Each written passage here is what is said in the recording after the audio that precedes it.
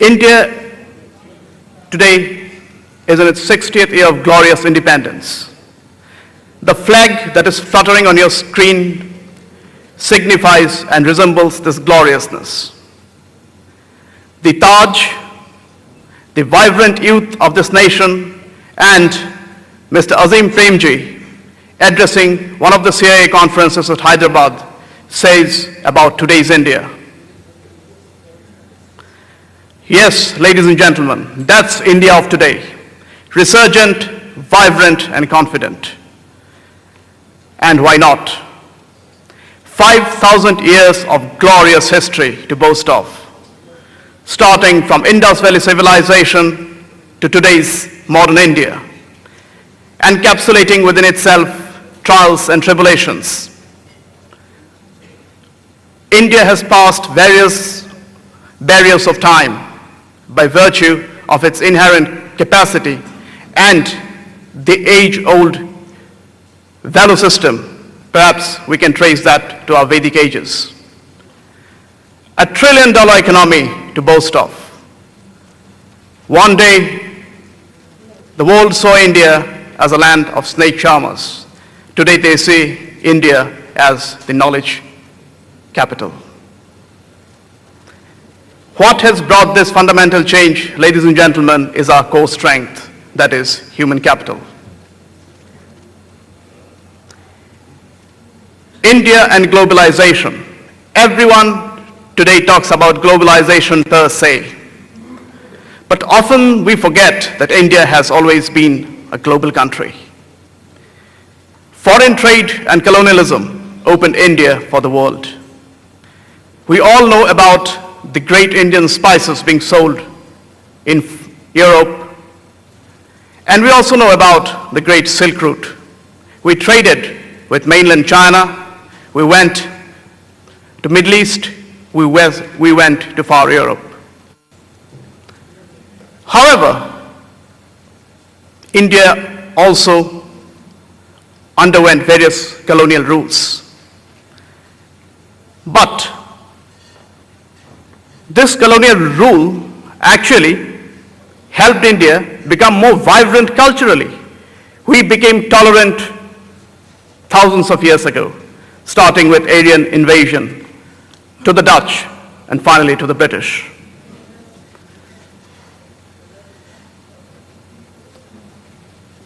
After the British days, however, India remained with the Commonwealth countries, perhaps because of the power of sterling bloc in those days. But at the same time, India romanticized with socialistic economy for more than 40 years. I'm sure that there will be debate saying it was legitimate. Some would say no, it wasn't. And the debate would go on. Finally, one morning we rose and we saw that we had money only to feed the nation for a week.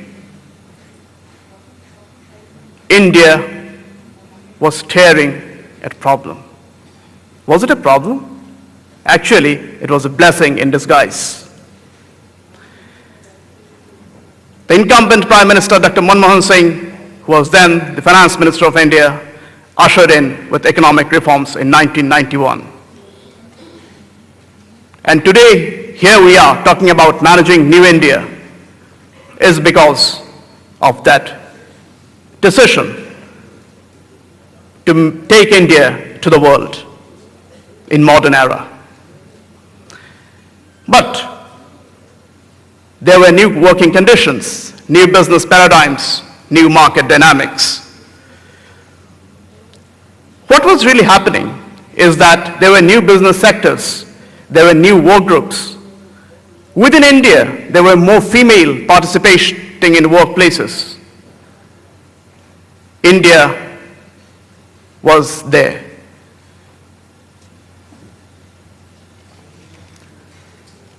But the moot question remains, what was India doing in all those 40 years that we romanticized with socialism? Was this giant sleeping or dormant? No, ladies and gentlemen. Innovation, glory and success marked even that phase.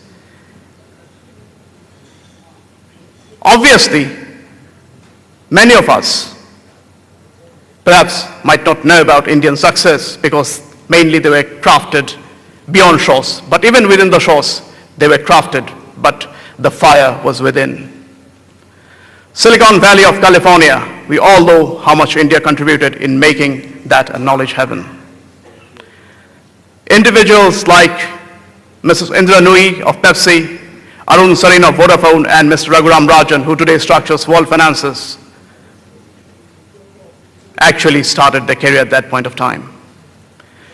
Companies such as Wipro, Infosys, Ranbaxy, Videocon, Mittal Steel, Reliances were either born at that point of time or took off at that point of time. Actually, at that point of time, most of these industries, what we today say, small and medium sector enterprises. But today they are global behemoths. They are on a merger and acquisition spree, encapsulating countries, continents, and cultures. But have we really achieved what we wanted? Global competitiveness and leadership? I'm afraid, ladies and gentlemen, I would have been very happy if I could have answered yes. But we have miles to go before we achieve global competitiveness. Coming to today's world, today's global economy. What is today's global economy? Today's global economy is essentially a knowledge-driven economy. Earlier, the wars raged on the battlefield. There were rows of guns and tanks. Today, we do not hear the roars of guns and tanks, but actually we are fighting a more intense war. We are fighting based on knowledge, on intellect. And the beauty and even the mystery with this fight is that you can't see your enemy's weapons. Suddenly, there is a result with which we all have to reckon with. For you, ladies and gentlemen, we tried to call out data from World Bank, which uses knowledge assessment methodology to benchmark the performance of an economy or a region relative to its competing countries in that zone.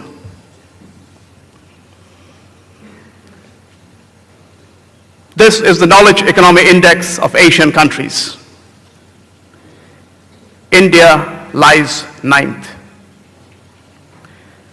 Look at the countries above: Singapore, Korea, Mongolia. Do you forget that at one point of time they were dictatorial countries? But today, why they're above us? Because after they moved to democracy, the first thing they did, utilize human capital.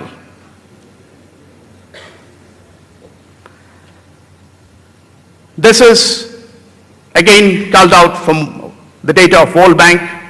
The Knowledge Economy Index, this time with a global view, with 1995 as the base year, as to how much we have traveled since then. Look at those two marks on the screen. Tunisia is ahead of India in context to the miles they have walked. It is a point to ponder about.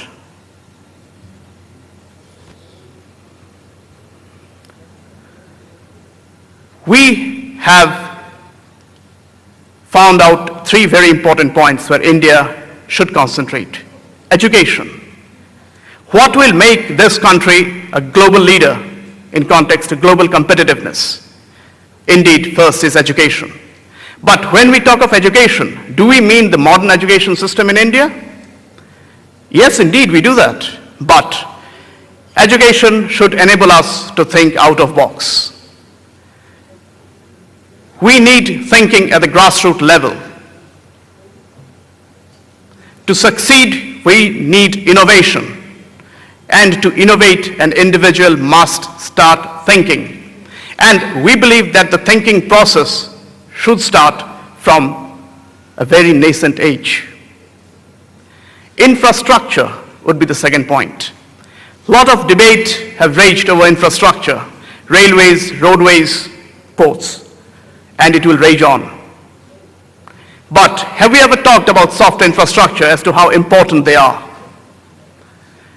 Training and development, human resource development, governance, legal institutions.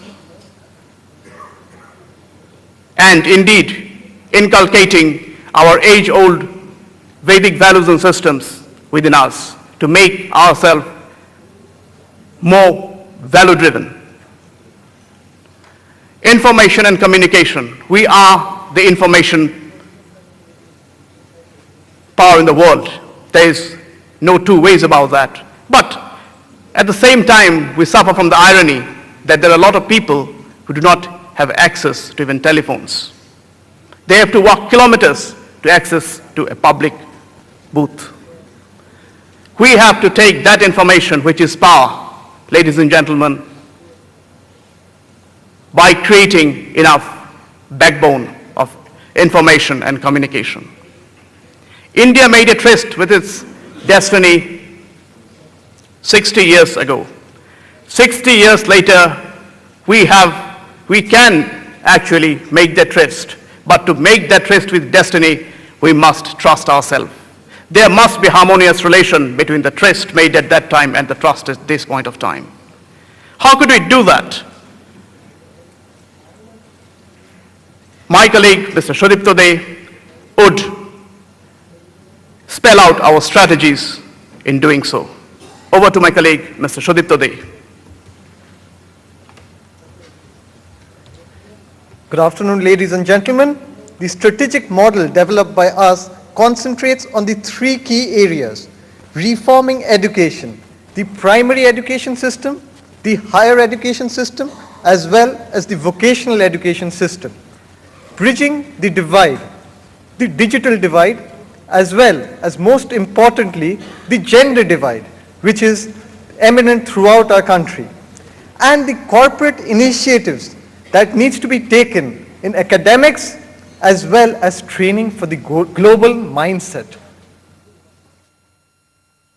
Let us look at the Indian education matrix, the data of which has been culled out from indiainfoline.com.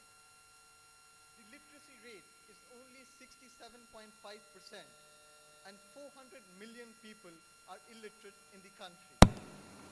And of the world's 104 million children who are out of school, 1/4 is from India. The female participation in elementary education between the age of 6 to 14 is really low when we look at the Indian figures.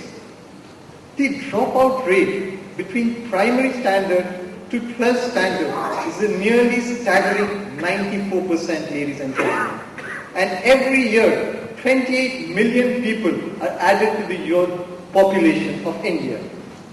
In a country of 1.2 billion, we have only 7 IITs, 6 IIMs, and only a handful of institutes of higher education of global repute. The subsidized fee structure at the higher education system at IITs, IIMs are affecting the expansion of the education infrastructure, which needs to be looked into.